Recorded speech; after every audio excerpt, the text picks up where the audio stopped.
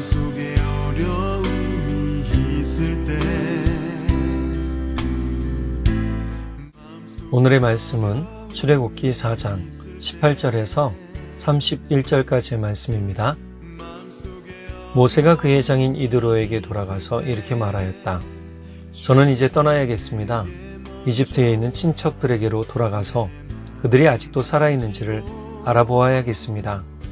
이드로는 모세에게 편안히 가라고 하면서 작별을 하였다. 주님께서 미디안에서 모세에게 말씀하셨다. 이집트로 돌아가거라. 너의 목숨을 노리던 사람들이 모두 죽었다. 그래서 모세는 아내와 아들들을 나귀 등에 태우고 이집트 땅으로 돌아갔다. 그때의 모세는 손에 하나님의 지팡이를 들고 있었다. 주님께서 모세에게 말씀하셨다.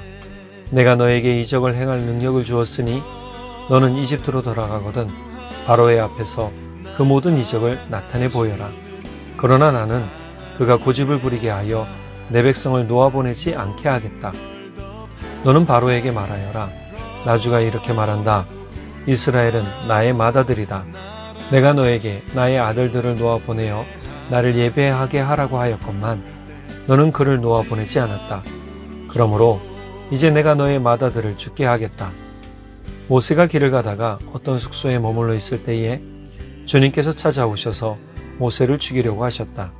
시보라가 부싯돌 칼을 가지고 제 아들의 포피를 잘라서 모세의 발에 대고 당신은 나에게 피난편입니다 하고 말하였다. 그래서 주님께서 그를 놓아주셨는데 그때의 시보라가 피난편이라고 말한 것은 바로 이 할례 때문이다. 주님께서 아론에게 광야로 가서 모세를 만나라고 말씀하시니 그가 하나님의 산에 가서 모세를 만나서 입을 맞추어 문안하였다. 모세는 주님께서 자기를 보내시면서 하신 모든 말씀과 자기에게 명하신 이적들에 관한 모든 것을 아론에게 말하여 주었다. 모세와 아론은 이집트로 가서 이스라엘 자손의 모든 장로를 불러 모았다.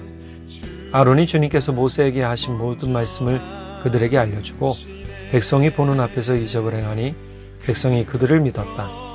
그들은 주님께서 이스라엘 자손을 굽어 살피시고 그들이 고통받는 것을 보셨다는 말을 듣고 엎드려 주님께 경배하였다. 새벽을 함께 하시는 여러분, 사랑으로 축복합니다. 어제 말씀에서 하나님께서 모세를 부르시는 모습을 통해 하나님의 은혜와 선물과 부르심에는 후회가 없다는 말씀을 다시 한번 깨닫게 되었습니다. 하나님의 은혜와 선물과 부르심엔 후회가 없다. 모세에게 적용되는 말씀, 사실 우리에게도 적용되는 말씀이죠. 왕자 출신으로 용맹했던 모세의 모습은 보이지 않습니다. 온데간데 없죠. 낮은 자존감과 자신감 없는 모습의 모세를 보게 됩니다. 40년간 목동 생활이 그를 그렇게 만들었을지도 모르겠고, 아니면 그저 아무 참견할 거리가 없는, 책임질 일이 없는 그러한 생활에 익숙해져서 더욱 책임지지 않으려는 그런 핑계를 대는 모세의 모습을 보게 되기도 했죠. 출애굽기의 저자가 모세인 것을 생각한다면 모세의 이런 기록은 자신의 삶이 별 대수롭지 않았다라는 것을 그대로 보여주고 있는 것이고, 별 대수롭지도 않은 사람을 하나님 부르셔서 위대하게 쓰시는 것을 다시 한번 확인시켜주는 놀라운 부르심의 장면이기도 하죠. 또 한 가지는 하나님께서 사랑하시는 사람들을 하나님이 어떠한 마음을 가지고 있으신지를 알려주는 부분도 있습니다. 바로 3장 7절과 9절이죠. 아픔과 고통과 고난을 당하는 이스라엘의 그 모든 아픔과 고통, 고난에 대해서 보시고 들으셨다. 근데 9절에서도 뭐예요? 지금도 듣고 있고 보고 있다 라고 모세에게 이야기하시면서 하나님의 마음이 어떠하신지를 알려주고 있어요. 이후로 모세는 장인 이드로에게 자신의 형제들이 죽어있나 살아있나 확인하러 가보겠다라고 이야기를 하고 이드로의 허락을 받습니다. 자, 여기서도 사실은 우리가 볼 수 있는 것이 모세가 여전히 하나님을 의심하고 있다라는 거예요. 이 이야기는 너무 중요한 것이 모세가 이렇게 내용을 기록하고 있다는 것은 자신 안에 부끄러운 것들을 통해서 하나님이 내 안의 의심을 어떻게 확신으로 바꾸셨는가를 알려주고 있더라는 거죠. 자, 그리고 모세는 하나님께서 알려주시는 말씀을 통해 이집트로 내려갑니다. 모세를 죽이려던 모든 사람들이 죽었다라는 것이죠. 이집트의 왕뿐만이 아니라 왕의 명령을 받았던 모든 사람들이 죽은 것을 이야기해 주시면서 안심하며 이집트로 내려가도록 격려해 주시는 겁니다. 자, 그런 다음에 내려가던 중에 하나님께서 다시 한번 이집트 왕에게, 새로운 이집트 왕에게 알려줄 이야기, 또 보여줄 기적이 무엇인지를 다시 한번 당부해 주시고 이것을 꼭 해야 된다라고 이야기하시죠. 자, 이집트로 가던 중에 하나님께서 모세를 죽이려 하자 십보라가 부싯돌 칼을 가지고 모세의 아들의 포피를 베어서 모세의 발에 피를 바르고 하나님이 떠나가셨다. 그래서 피난편이라고 하는데 뒤에 설명이 정확하게 나와 있죠. 이것은 할례를 말하는 것이다. 이렇게 내려가던 중에도 하나님은 그대로 모세를 내려가도록 하지 않으세요. 아론을 만나서 아론이 모세를 맞이하도록 그렇게 하십니다. 아론은 광야로 가서 하나님의 산에서 모세를 만나고 포옹하고 입맞춤을 합니다. 자, 그런 다음에 모세가 아론에게 하나님께 받았던 말씀과 명령을 또 기적을 그대로 알려주고 보여주죠. 이집트에 있던 이스라엘 장로들을 다 모아서 모세에게 들었던 이야기를 다 들려주고 모세는 기적을 보여주죠. 그러자 백성들이 그들을 믿었다라고 나옵니다. 또 한 가지 중요한 것은 하나님께서 어떠한 마음을 이스라엘을 향해 갖고 계신지를 알려주었다라는 겁니다. 이것을 통해서 이스라엘 사람들이 위로를 얻고 하나님을 기뻐하며 경배했다라고 나오죠. 사실 모세는 하나님의 명령을 받아서 이집트로 내려갑니다. 아까 말씀드렸던 것처럼 내려가지만 여전히 안에 뭐가 있느냐? 의심을 가지고 있었어요. 진짜 자신이 이스라엘의 지도자가 될 것인지, 이스라엘을 구원할 지도자인지를 의심하고 있었던 거죠. 하나님이 나에게 거짓말하시는 건 아닐까라고 하는 부분입니다. 모세는 아직도 하나님의 소명과 명령에 대해서 의심하고 있던 거예요. 그러나 그는 의심 중이라도 어떻게 했느냐? 그대로 내려갑니다.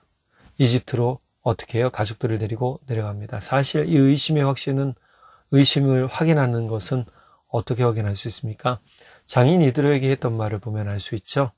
내 형제들이 죽었나 살았나 좀 확인 좀 해보려고 이집트 좀 다녀오겠습니다 라고 하는 부분이에요. 만약에 확신이 있었다면 이드로에게 하나님의 명령을 내가 이렇게 받았고 기적을 이렇게 베풀어 받았으니 내가 가서 이 일을 해야 되겠습니다 라고 하잖아요. 그런데 핑계를 대고 내려가죠. 이건 뭐냐? 모세의 마음에 아직도 의심이 있었다라는 겁니다. 그래도 모세는 끝까지 이집트로 가죠. 중간에 다른 길로 새지 않습니다. 빠지지 않습니다. 이집트로 갑니다. 하나님께서는 또 아론을 준비시키시죠. 모세가 했던 말을 아론이 전하는 것을 통해서 들었고 또 모세가 기적을 행하는 것을 보고 믿게 됩니다. 더욱이 이스라엘 백성들을 돌아보시고 당하는 고통을 보셨다는 위로의 말을 통해서 이스라엘이 하나님을 경배하는 모습을 보며 이제 모세의 의심은 확신이 되어버리죠. 하나님의 말씀이 우리 안에 들려지고 보여져도 의심하면서 움직이지 않는다면, 그저 의심만 하고 있다면 우리는 여전히 하나님의 은혜를 경험하지 못하고 확신 있는 믿음의 은혜를 경험하지 못하게 됩니다. 모세가 끝까지 하나님의 말씀을 의심했다면 모세는 이스라엘의 지도자가 되지 못했겠죠. 결국 이 의심에는 행동하지 않는 것도 포함됩니다. 그런데 보세요. 의심하면서도 그래도 어떻게 해요? 내가 하나님의 명령이니 가보겠다 하고 가면 어떠한 일이 일어납니까? 네, 바로 하나님의 놀라운 은혜를 경험하게 되는 것이죠. 준비된 사람들을 만나게 하시고 또 준비된 사람들을 통해서 함께 힘을 합치는 은혜의 경험을 통해 놀라운 믿음의 확신을 얻게 되고 경험하게 되는 것이죠. 야고보 사도는 야고보서 1장 6절에서 7절에 이렇게 얘기합니다. 세 번역본입니다. 조금도 의심하지 말고 믿고 구해야 합니다. 의심하는 사람은 마치 바람에 밀려서 출렁이는 바다 물결과 같습니다. 그런 사람은 주님께로부터 아무것도 받을 생각을 하지 마십시오.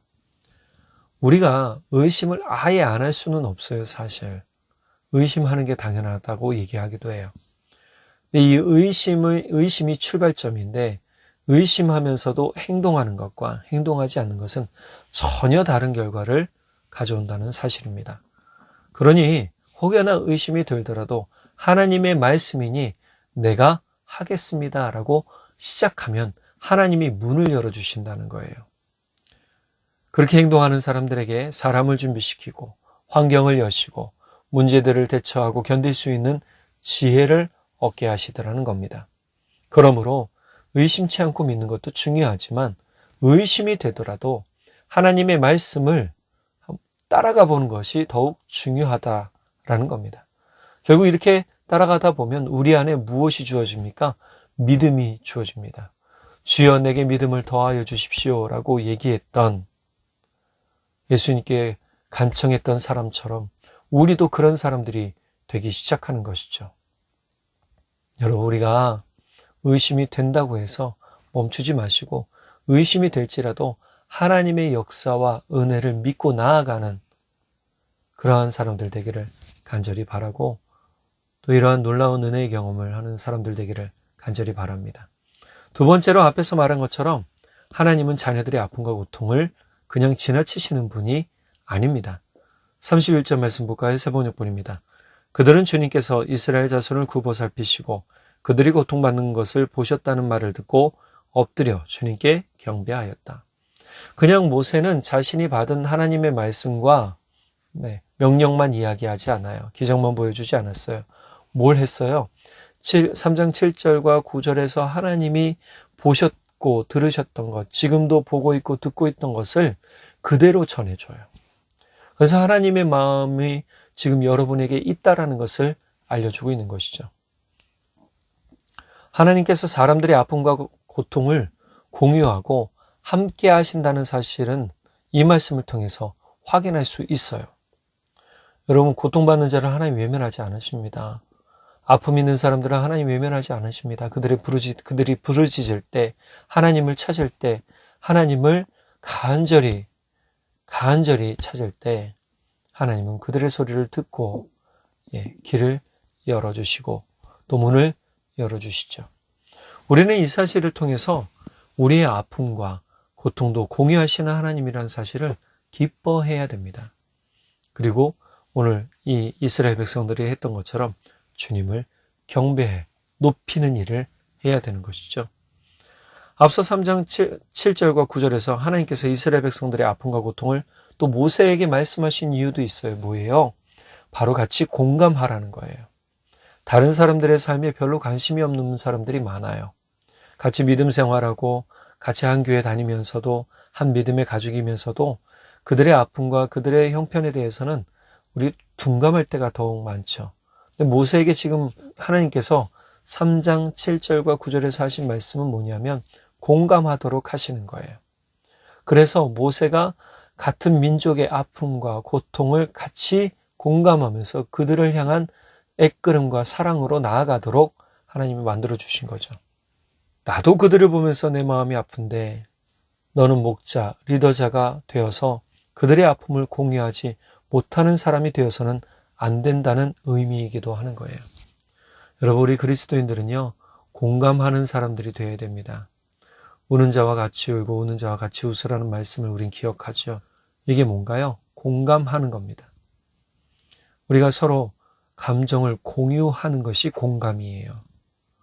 그 정도의 마음이 있어야 된다는 것이죠. 하나님께서 소외되고 고통받고 아파하는 이들에 대해서 그 마음을 같이 공감하고 계신 것은 예수님을 이 땅에 보내주신 것을 통해 더욱 확실하게 알 수가 있습니다. 이사야서 53장 5절 세 번역본입니다. 그러나 그가 찔린 것은 우리의 허물 때문이고 그가 상처를 받은 것은 우리의 악함 때문이다. 그가 징계를 받음으로써 우리가 평화를 누리고 그가 매를 맞음으로써 우리의 병이 나았다. 우리 모든 삶의 생사화복, 겪고 고통, 질고 이건 다 사실은 아픔이죠. 모두 우리 죄, 허물이잖아요. 이런 것들을 다 뭐 하시는 거예요? 지금 공감하셔서 예수님을 보내실 때 그것을 같이 공감하시도록 하셨다라는 거예요. 하나님께서 진짜 나를 사랑하시나? 나를 기억하시나? 나를 인정하시나? 나를 구원하셨나?